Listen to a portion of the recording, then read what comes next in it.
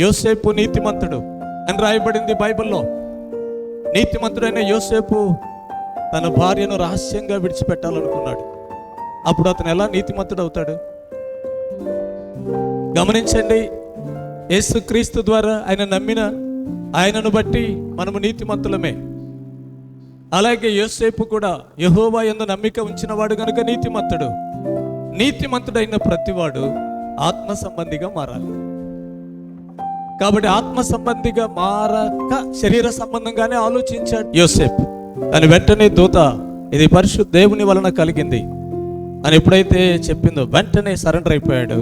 అక్కడి నుంచి మరియను విడిచిపెట్టలేదు. మరి మీకు శరీర సంబంధాన్ని విడిచిపెట్టండి, ఆత్మ సంబంధులుగా మారండి అని భూమి మీద ప్రకటిస్తూ ఉంటే, యేసుక్రీస్తునందు నీతిమంతులైన వారు సహితం శరీర ప్రాధాన్యతను విడిచిపెట్టకుండా ఇంకా శరీర సంబంధంగానే ఆలోచన చేస్తే, వీడు మనవాడు కాదు, వీడు మనకు వ్యతిరేకి, వీడు మనలో నుంచి వెళ్ళాడు, ద్రోహి, ఇది శరీర సంబంధమైనవా ఆత్మ సంబంధమైన మాటలా? కాబట్టి ప్రియమైన దేవుని పిల్లలారా, ఆత్మ సంబంధులుగా మారండి. నువ్వు భూమి మీద ఎంతకాలం ఉంటావో తెలియదు, నువ్వు ఎంత తింటావో తెలియదు, ఏ విధంగా నీ మనుగడ ఉంటుందో తెలియదు.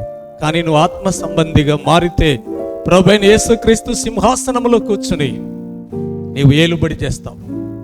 ఆదాము అవ్వలకు దేవుడిచ్చిన అధికారము నీకు కూడా ఆత్మ సంబంధిగా మారితే, వారు పోగొట్టుకున్న అధికారము ప్రభు నీకు ఇవ్వడానికే ఆయన యేసుక్రీస్తుగా శిశువుగా కుమారుడిగా నీకు అనుగ్రహించబడ్డారు.